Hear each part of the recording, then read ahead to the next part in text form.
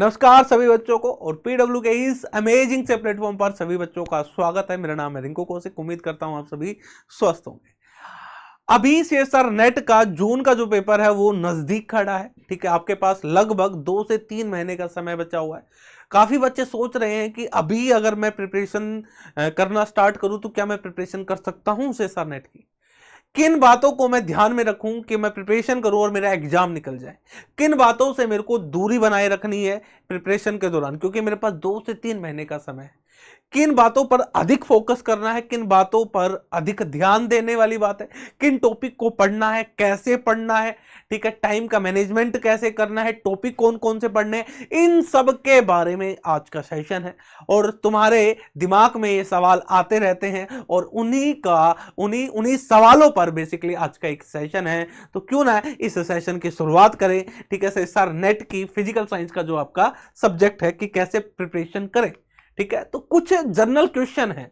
ठीक है, basic general question मैंने आपके सामने रखे, वो इस प्रकार से हैं। क्या है जनरल क्वेश्चन, क्या बच्चे पूछते हैं हमसे? बच्चे पूछते हैं क्या सभी के सभी चैप्टर करने जरूरी है क्या, यानी जितनी यूनिट है हमारे पास 9 यूनिट है, क्या 9 की 9 यूनिट करनी जरूरी है, नेसेसरी है? क्या हम 9 की 9 यूनिट करके जाएंगे तभी पेपर निकलेगा? अगर हम 9 की 9 यूनिट ना कर पाए तो कितनी कम से कम हम यूनिट करके जाएं ताकि पेपर निकल जाए? अच्छा, 3 महीने के इस टाइम इंटरवल में हमें कितनी यूनिट करनी चाहिए, ये पहला सवाल है। ठीक है, अगर मैं इसकी बात करूं कि भाई सभी की सभी यूनिट यानी आपके जो 9 यूनिट है वो सारी करनी जरूरी नहीं है। अगर आप पूरी 9 यूनिट नहीं पढ़ सकते हो, नहीं पढ़ पाते हो तो कोई जरूरी नहीं है, कोई दिक्कत नहीं है। आप कम से कम 5 या 6 यूनिट को बहुत अच्छे से करके जाएं। अगर आप 6 यूनिट मान के चले, 6 यूनिट करके जाएं और आप 6 यूनिट में बिल्कुल वेल प्रिपेयर होके जाएं, मतलब 6 यूनिट आपकी होनी चाहिए कि भाई ये 6 यूनिट मेरी है। ठीक है, अगर आप 6 यूनिट को बहुत स्ट्रांगली करके जाएंगे तो भी आप सीएसआर नेट का पेपर निकाल सकते हैं, क्योंकि ये पेपर जो है आपको ऑप्शन देता है। ठीक है, सारे क्वेश्चन नहीं करने होते। ठीक है, आपको कुछ क्वेश्चन छोड़ने होते हैं और कुछ क्वेश्चन करने होते हैं। अगर 6 यूनिट आपने बहुत अच्छे से पढ़ी है, बहुत ध्यान से पढ़ी है, तो आप उन 6 यूनिट के अंदर भी जेआरएफ निकाल सकते हैं।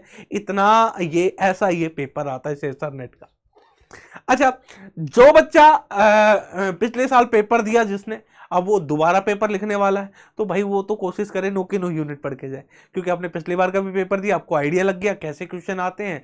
ठीक है, हमें हमारी वीकनेस कहाँ है तो उन पर थोड़ा काम कीजिए। मेरी कौन सी यूनिट है थोड़ी वीक है तो उस पर थोड़ा काम किया, तो आपको तो पढ़ के ही आना है, क्योंकि जो पिछली बार जिन्होंने पेपर दिया है, ठीक है, दिसंबर का। अच्छा, सेकेंड क्वेश्चन है how to select the chapter. भाई हम हमारी यूनिट को कैसे सेलेक्ट करें? सर आपने कह तो दिया कि भाई 9 में से 6 यूनिट पढ़ लो, लेकिन वो 6 यूनिट कौन सी ले? वो 6 यूनिट वो लेनी है जो तुम्हारी बेस्ट है, सबसे अच्छी है, क्योंकि हर आदमी अपने बेस्ट पे जाता है।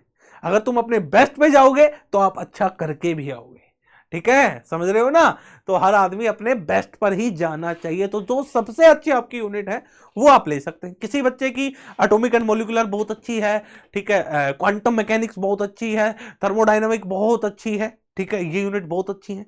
किसी बच्चे की एमपी बहुत स्ट्रॉन्ग है, ईएमटी बहुत स्ट्रॉन्ग है, इलेक्ट्रोमैग्नेटिक थ्योरी, क्लासिकल मैकेनिक्स बहुत स्ट्रॉन्ग है। किसी बच्चे की इलेक्ट्रॉनिक्स बहुत अच्छी है, ठीक है, इलेक्ट्रॉनिक सॉलिड स्टेट, तो वो अपने अकॉर्डिंग सेटल डाउन कर सकता है। उसे पता होगा कि कौन सी 6 यूनिट है जो मेरे लिए बेस्ट रहेंगी। उन 6 यूनिट को आप निकालें और उन पर आप अपनी तैयारी करना शुरू करें।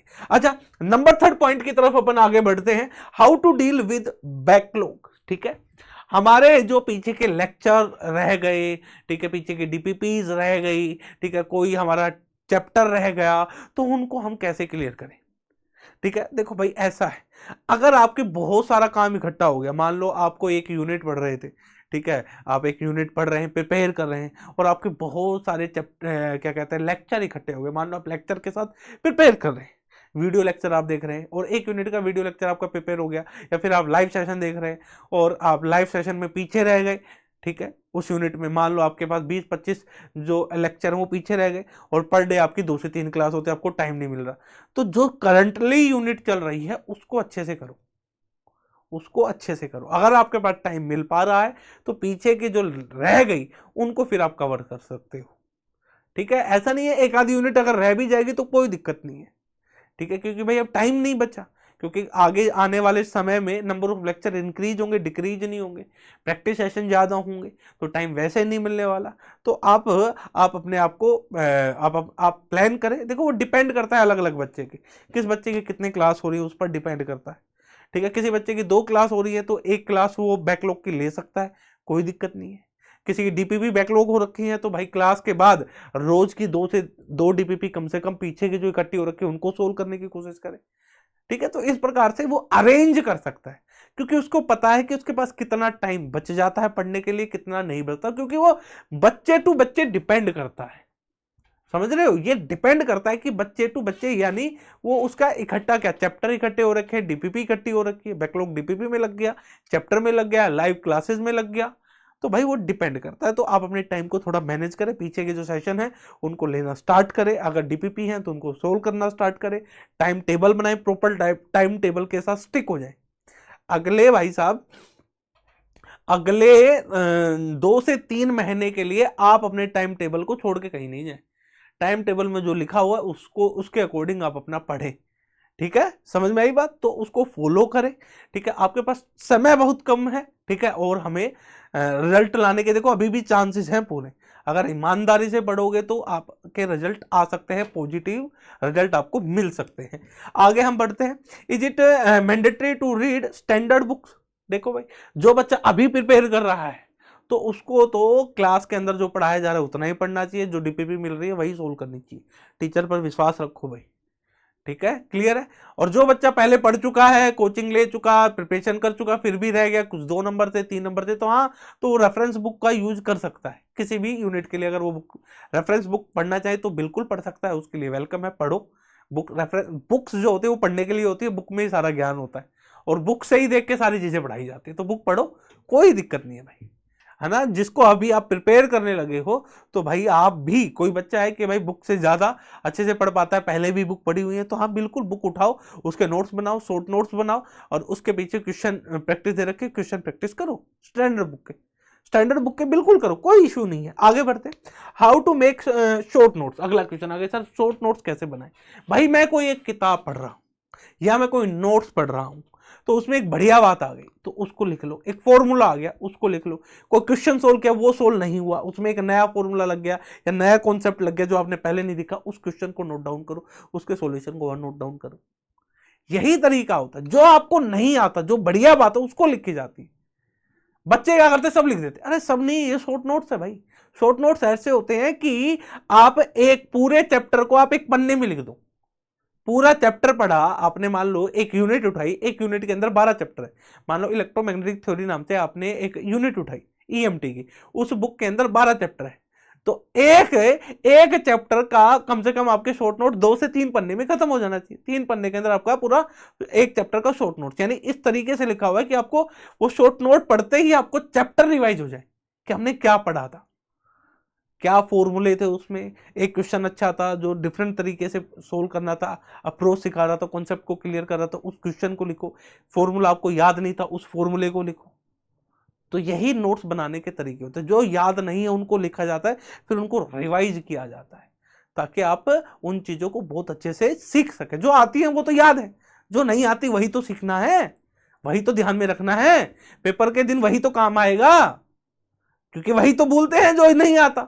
जो याद है, जो बचपन से याद है वो तो याद है, जो नहीं याद है उसे तो करना है, उसको बार बार रिवीजन हम करेंगे। तो शॉर्ट नोट्स आप बनाओ, जिस भी चैप्टर को आप पढ़ो तो उसका शॉर्ट नोट्स आपका बनना चाहिए। जिस भी यूनिट को पढ़ रहे हो, आपने एक यूनिट कंप्लीट करी तो आपकी यूनिट कम से कम शॉर्ट नोट से अगर मैं बात करूं तो 8-10 पन्ने में आपकी कंप्लीट हो जानी चाहिए एक यूनिट। 8-10 पन्ने बहुत होते हैं, 8-10 पन्ने भी ज्यादा बता दिए, वो भी समय के साथ कम होनी चाहिए फिर।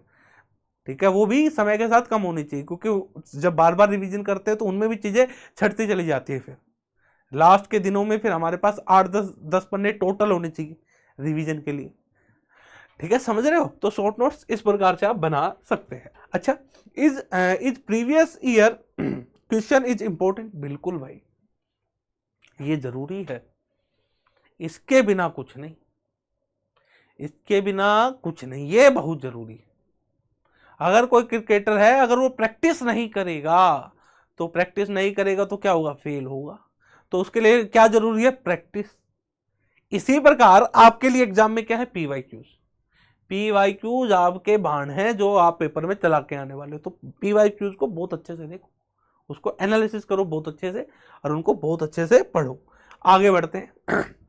Make your own syllabus by priorities on your topic. ठीक है, लिखे हुए से पता चल रहा है कि भाई आप अपने सिलेबस को खुद डिजाइन करें। ठीक है, क्या आपको पढ़ना चाहिए, कैसे पढ़ना चाहिए, कौन सा टॉपिक पहले पढ़ना चाहिए। भाई किसी बच्चे की मैथमेटिकल फिजिक्स बहुत अच्छी है तो सबसे पहले एमपी को खत्म करो। एमपी खत्म हो जाएगी तो एमपी से आप क्वांटम खत्म कर सकते हो, जल्दी क्वांटम कर लो, क्वांटम उसको ठीक आता है। मान लो उसके बाद उसको सॉलिड स्टेट बहुत अच्छा है तो उसको फिनिश कर लो, एटॉमिक एंड मॉलिक्यूलर उसका बहुत अच्छा है। तो आप देखो कि सबसे बेस्ट क्या है, पहले उसको फिनिश करो, फिर उसके बाद इस तरीके से आप सीक्वेंस बना सकते हो 6-7 यूनिट की, कि भाई आपको ये 6 यूनिट, मान लो मेरे को 9 में से 6 यूनिट करके जानी है तो पहले ये यूनिट करूंगा, फिर ये करूंगा, फिर ये करूंगा, फिर ये करूंगा, और टिक लगाते चले जाओ और टाइम को डिस्ट्रीब्यूट कर लो कि इतने दिनों के अंदर हमें ये यूनिट कर लेनी है, ताकि आपको पता रहे कि आप सही तरीके से पढ़ रहे हैं कि नहीं पढ़ रहे। ठीक है, क्योंकि आपको एक टाइम इंटरवल में काम को खत्म करना पड़ेगा। ऐसा थोड़ी है कि एक यूनिट आज शुरू करी है वो अगले साल जाके पूरी होगी, पेपर तो 2.5 महीने बाद देना है। भाई टाइम तो अपने को बाउंडेशन रखनी पड़ेगी। ठीक है, उसी अकॉर्डिंग फिर हमारी रफ्तार आएगी पढ़ने की, काम करने की, है ना। तो आप डिस्ट्रीब्यूट करें चीजों को अच्छे से। देखो टाइम मैनेजमेंट जिसकी मैं बात कर रहा था ये बहुत जरूरी है। 6 यूनिट बनाएंगे तो 6 यूनिट को आपको टाइम मैनेजमेंट के अंदर करना है, यानी 6 यूनिट को, भाई इस ईएमटी बहुत बड़ा है, ठीक है, पर ये मेरे को बहुत अच्छे से आती है तो ये लगभग कितने दिन में हो जानी चाहिए। ये थोड़ा वीक है, इसको पढ़ने में थोड़ा टाइम लगेगा तो इसके लिए इतने दिन होंगे। ठीक है, और उसमें फिर आप प्रॉपर तरीके से पढ़े। फिर दूसरा ये तो यूनिट वाइज बना लिया। दूसरी डेली वाइज, डेली कैसे पढ़ना है, पर डे हमें कैसे पढ़ना है, कितने घंटे पढ़ना है, कैसे निकालना है टाइम। कॉलेज चल रहा है, कॉलेज के साथ टाइम को कैसे मैनेज करें। अर्ली मॉर्निंग उठ के पढ़ना है, कुछ बच्चे अर्ली मॉर्निंग उठ जाते हैं तो अर्ली मॉर्निंग पढ़ो, 3-4 बजे के आसपास उठो, सुबह सुबह 4 से 5 घंटे आपको पढ़ने को लिए मिल जाते। कुछ बच्चे रात को पढ़ना पसंद करते तो आप रात को भी पढ़ सकते। तो आप अपना मैनेजमेंट देखिए टाइम का, आप निकालिए। इधर उधर की बातों पर, इधर उधर की चीजों पर ध्यान कम दीजिए। अपने दोस्तों के साथ, अपने परिवार के साथ ये सब समय आपके पास रहेगा। 3 महीने के बाद दोस्ती निभा लेना जितनी निभानी। ठीक है, आपको जितने रिलेशन निभाने हैं 3 महीने के बाद निभा लेना, भाई कोई नहीं रोक रहा। ये पेपर निकाल लो, पेपर निकलने के बाद आपको आगे कुछ करना भी तो है, फिर उस डायरेक्शन में भी तो पढ़ना है। यही थोड़ी है कि जिंदगी भर नेट का ही पेपर देना है ना, बहुत कुछ करना है हमें जीवन में। तो भाई ये सब बातों पर ध्यान दीजिए। टाइम मैनेजमेंट पर ज़्यादा फोकस रखिए कि कैसे हमें पढ़ना है, किस समय हमें पढ़ना है, किस टॉपिक को पढ़ना है। रेफरेंस बुक, बिल्कुल रेफरेंस बुक आप पढ़े, बिल्कुल पढ़े। रेफरेंस बुक पढ़ने से भाई आपके मतलब आप रेफरेंस बुक पढ़ोगे, ठीक है, तो आप उसके पीछे न्यूमेरिकल प्रॉब्लम होते हैं उनको भी सोल्व कीजिए, कॉन्सेप्ट क्लियर होते हैं। ठीक है, ये वो बच्चा है जो अपने मास्टर्स के दिनों में बुक पढ़ता आया है, जिसने बहुत पढ़ा है। ठीक है, अब उसको पेपर देना है तो रेफरेंस बुक आपने पढ़ा है तो उसको क्या करें, उसको प्रॉपर एक फॉर्मेटिंग में लिख लीजिए, उसके नोट्स एक फॉर्मेटिंग में बना लीजिए ताकि आपको पेपर में कोई दिक्कत ना आए। बिल्कुल रेफरेंस बुक तो पढ़नी चाहिए, स्टैंडर्ड बुक है ये तो बिल्कुल ही पढ़नी चाहिए। ठीक है, आप अपनी नॉलेज को इनहांस कर सकते हैं। ठीक है, बहुत सारी चीजें सीखने को मिलती है, बुक में ही सारी चीजें होती है और बुक से ही टीचर पढ़ाता है, हम भी बुक से ही पढ़ के पढ़ाते हैं। तो बुक बिल्कुल पढ़े, बिल्कुल बुक पढ़नी भी चाहिए। और जो बच्चे एमएससी में हैं वो तो बुक पढ़े ही पढ़े। भाई 2 साल करना क्या है, किताबें तो पढ़नी, किताबें पढ़े, लाइब्रेरी जाए, लाइब्रेरी में जाके बुक्स को पढ़ना शुरू करें, वहीं पे सब कुछ लिखा हुआ है बुक्स के अंदर, ये सब कुछ है ना। Make short notes for all important formulas, बिल्कुल इंपॉर्टेंट फॉर्मूला जितने भी हैं जो आपको याद नहीं होते उनके एक शॉर्ट नोट्स बना लें। ठीक है, जो भी इंपॉर्टेंट चीज होती है, मान लो कोई एक अच्छा क्वेश्चन आया आपसे पहली बार में सोल्व नहीं हुआ लेकिन ये अच्छा क्वेश्चन था, इसमें जो फॉर्मूला यूज हुआ वो आपको नहीं पता था तो उसको भी लिख लीजिए। ऐसे भी नोट्स बनते हैं। आपने कोई चैप्टर पढ़ा उसमें बढ़िया बात निकली उसको भी लिख लीजिए। ठीक है, आपको याद नहीं है लेकिन आप सोच रहे हैं कहीं भूल ना जाए तो उसके नोट्स बनाए, स्मॉल शॉर्ट नोट्स बनाए। ठीक है, उनको भी आप लिख सकते हैं।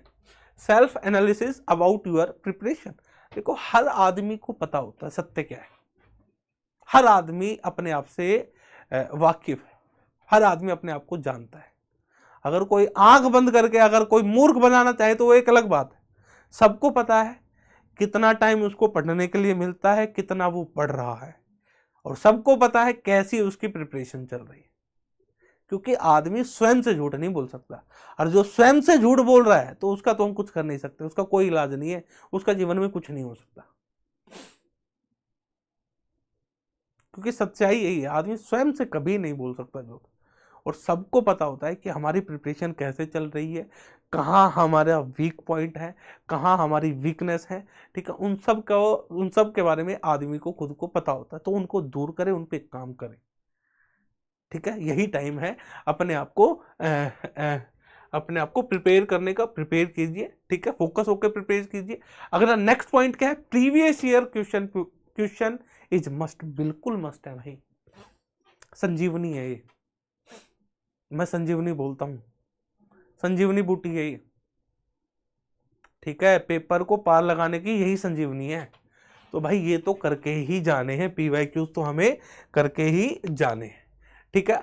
अगला मॉक टेस्ट, ठीक है। अब मैंने उसको संजीवनी बोल दिया तो इसको क्या बोले भाई, ये मान के चलो ये भी करना जरूरी है, जितना पीवाईक्यूज था उतना ही जरूरी ये मॉक टेस्ट है, क्योंकि मॉक टेस्ट ही आपको बताएंगे कि आपकी प्रिपरेशन किस डायरेक्शन में जा रही है, मॉक टेस्ट ही आपको बताएंगे कि कौन सा टॉपिक आपका वीक है, मॉक टेस्ट ही आपको बताएंगे टाइम को मैनेज करना, कि कहां पर आप ज्यादा टाइम ले रहे हैं, किस तरीके से आप ज्यादा टाइम ले रहे हैं, क्या आप पेपर को पूरा अटेम्प्ट कर पा रहे हैं 3 घंटे में या नहीं कर पा रहे हैं, या पेपर केवल 3 घंटे में आपका आधा ही हो पा रहा है, तो कहां आपकी गलती है, कौन से क्वेश्चन को पहले करना है, कौन से क्वेश्चन को बाद में करना है, ये सब ये मॉक टेस्ट देने से आपको आइडिया लगेगा, मॉक टेस्ट देने से। अगर मैं तो ये कहता हूं कि जब आपका पेपर है, मान लो आपका पेपर, हम मान लेते हैं, लेट अस अज्यूम कि आपका पेपर 15 जून को है,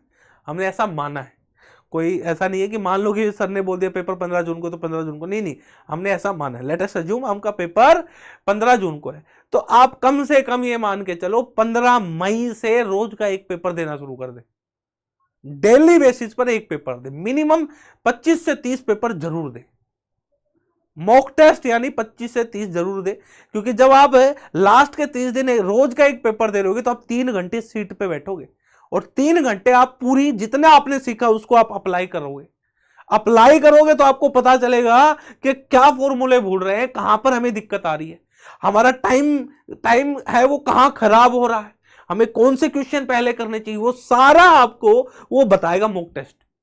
इसलिए मॉक टेस्ट जरूरी होता है। बच्चे क्या करते हैं, सब बिना मॉक टेस्ट पेपर देने जा रहे हैं, सर सब पढ़ा हुआ है, मॉक टेस्ट बिना, कुछ नहीं होने वाला, बहुत नुकसान होगा, नुकसान बहुत होगा, फायदा नहीं होगा उससे, नुकसान बहुत होगा। पर अगर आपकी बहुत अच्छी तैयारी, अगर आपने मॉक टेस्ट दिए हैं, मान लो आपके 90 नंबर अगर 80 आ रहे हैं, अगर आपने मॉक टेस्ट दिए हैं तो आपके नंबर वही 120 हो जाएंगे, इतना फर्क पड़ जाता है मॉक टेस्ट से, नंबर 80 से 100 110 पे चले जाओगे आप, ठीक है। जिन्होंने मॉक टेस्ट दिए ही नहीं तो भाई मामला बहुत गड़बड़ हो जाता है वहां पर, तो ठीक है मॉक टेस्ट जरूर दे। कोई बच्चा फेल हो रहा है, मान लो एग्जाम में फेल हुआ, अगर वो मॉक टेस्ट दिए होते एक पूरे मंथ का, तो ये मान लो उसके पास होने के चांसेस बढ़ जाते हैं, पास होने, जो बॉर्डर लाइन पे वो पास कर जाएगा मॉक टेस्ट की सहायता से।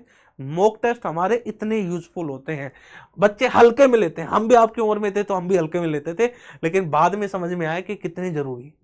तो तुम इस बात को समझो, अगर कोई टीचर अगर बार बार मैं ही नहीं, हर टीचर आपको ये बात कहेगा कि मॉक टेस्ट मस्ट है, मॉक टेस्ट दीजिए, मॉक टेस्ट दीजिए, तो हर टीचर ये बात बोल रहा है तो कोई तो बात होगी, कुछ तो हुआ ही होगा ना, कुछ तो फायदा ही होगा ना, ऐसा तो नहीं है नुकसान है, कुछ तो फायदा है ही, तभी तो बोला जा रहा है, हर कोई बोल रहा है, फिर भी तुम इग्नोर कर रहे हो। कमाल की बात देखो, हर कोई बोल रहा है फिर भी तुम इग्नोर कर रहे हो, भाई थोड़ा सा समझो।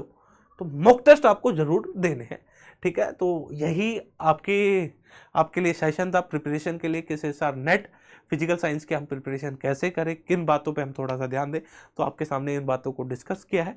तो मेरे प्यारे बच्चों, आज का सेशन यहीं तक था, उम्मीद करता हूँ आपका पेपर अच्छा होगा अपकमिंग जो आने वाला है, ठीक है। आज के लिए इतना ही, जय हिंद जय भारत।